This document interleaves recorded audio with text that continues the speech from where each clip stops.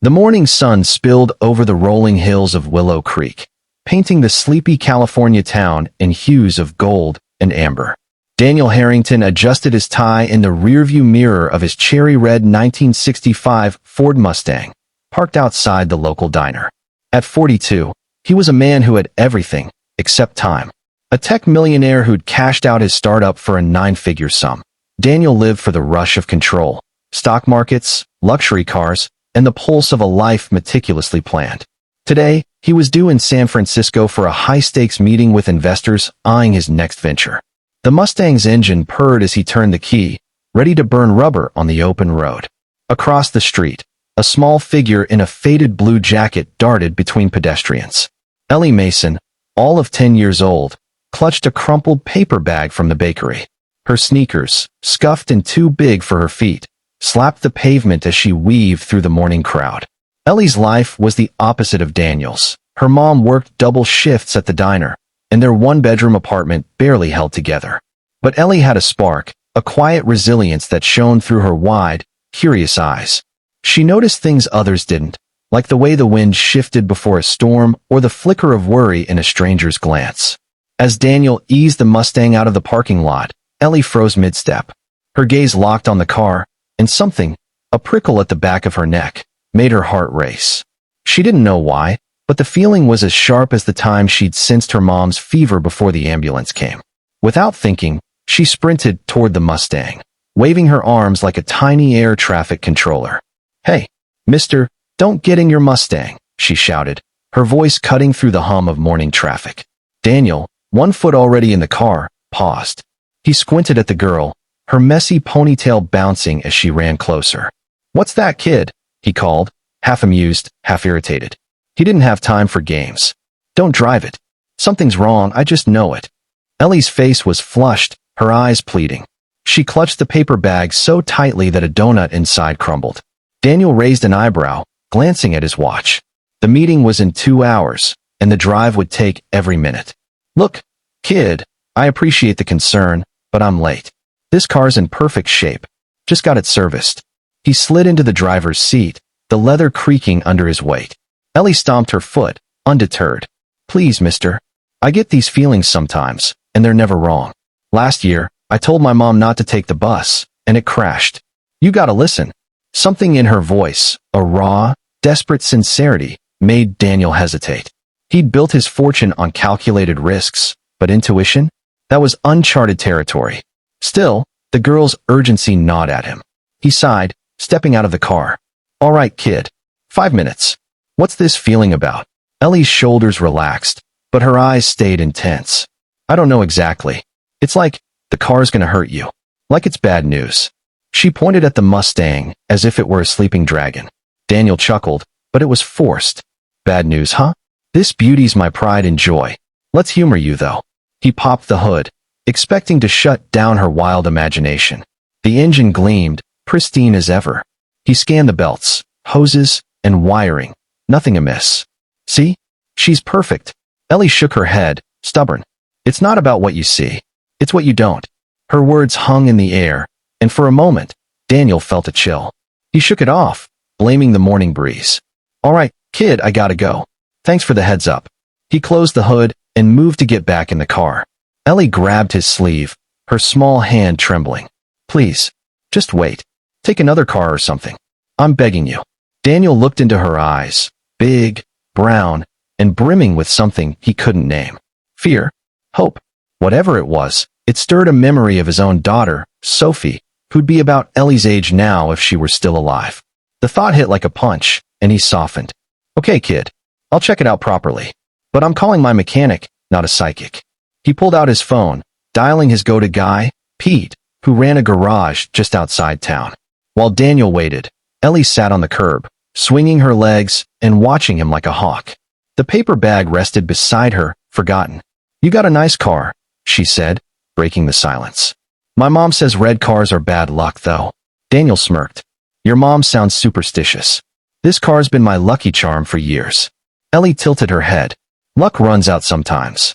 Before Daniel could respond, Pete's truck rolled up. The mechanic, a burly man with grease-stained hands, hopped out. "What's the emergency, Dan?" You said it's urgent. This kid here thinks my Mustang's cursed or something, Daniel said, half joking. Give it a quick once-over, will you? I'm on a tight schedule. Pete raised an eyebrow, but got to work. He crawled under the car, poked around the engine, and checked the brakes. After 10 minutes, he emerged, his face pale. Dan, you're not gonna believe this. Your brake line's been tampered with. Sliced clean, just enough to leak slow. You'd have lost control on the highway, no question. Daniel's stomach dropped. He stared at the Mustang, then at Ellie, who was hugging her knees, looking unsurprised. How did you know? He stammered. Ellie shrugged, her voice small. I just did. Pete wiped his hands on a rag. Whoever did this knew what they were doing. You got enemies, Dan? This ain't an accident. Daniel's mind raced. Enemies?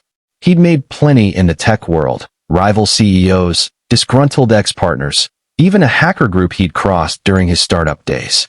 But sabotage? That was a new level of personal. He turned to Ellie. You saved my life, kid. What's your name? Ellie Mason, she said, picking up her paper bag. I gotta get these to my mom. She's waiting. Daniel grabbed her arm gently. Wait. Why'd you care so much?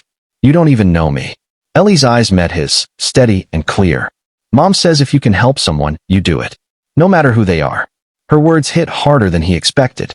Daniel hadn't thought about kindness in years. Not since Sophie's illness had drained his faith in anything but ambition.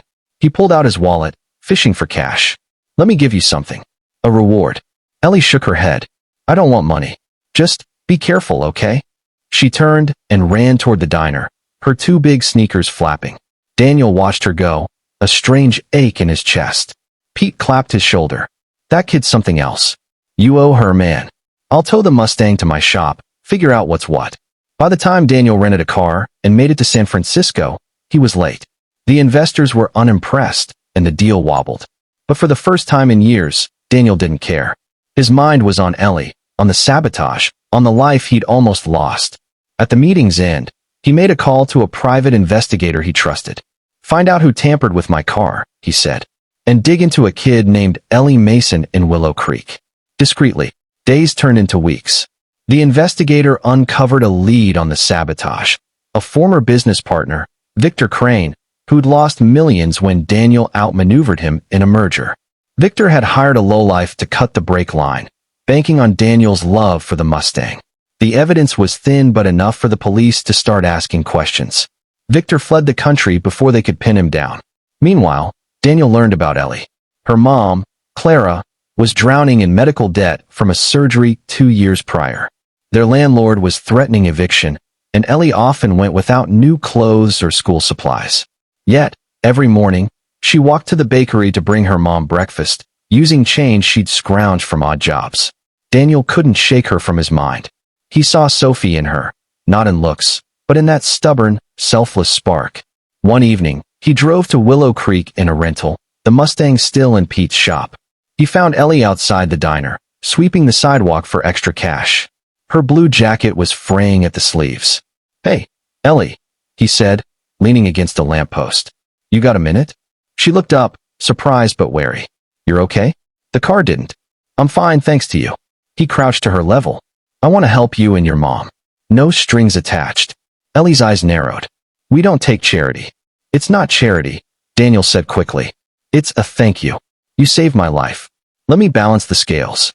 She studied him, then nodded slowly. Okay, but you talk to my mom first. Clara was skeptical when Daniel met her at the diner after her shift. Exhausted, with worry lines etched deep, she listened as he offered to clear their medical debt and cover rent for a year. Why? She asked, her voice sharp. What's in it for you? Daniel hesitated, then told the truth. Your daughter reminded me of someone I lost. And she showed me something I forgot. Kindness doesn't need a reason. I want to do this because I can. Clara's eyes softened, but pride held firm. We'll pay you back. Somehow. No need, Daniel said. But if you let me, I'd like to be around. Maybe help Ellie with school, or, I don't know, be a friend. The next day, Daniel set up a trust for Ellie's education, anonymous to avoid attention. He started visiting Willow Creek more, bringing books for Ellie and helping Clara navigate her finances. The town noticed. Whispers spread about the millionaire who'd softened, who sat with a kid at the diner, debating whether red cars were truly bad luck. One spring evening, months later, Daniel took Ellie and Clara to Pete's garage. The Mustang, fully repaired, gleamed under the lights. "Thought you might want to ride," he said, tossing Ellie the keys. "Not to drive, yet. But you picked the destination." Ellie grinned, climbing into the back seat. Clara hesitated, then slid in beside her. As they cruised through Willow Creek, windows down, Ellie leaned forward. "Told you red cars aren't all bad luck." Daniel laughed, the sound freer than it had been in years. The road stretched ahead, winding through hills bathed in twilight. For the first time, he wasn't racing to the next deal or chasing control. He was just there, in the moment, with a kid who'd seen what he couldn't and a woman who reminded him that humanity was worth more than any fortune.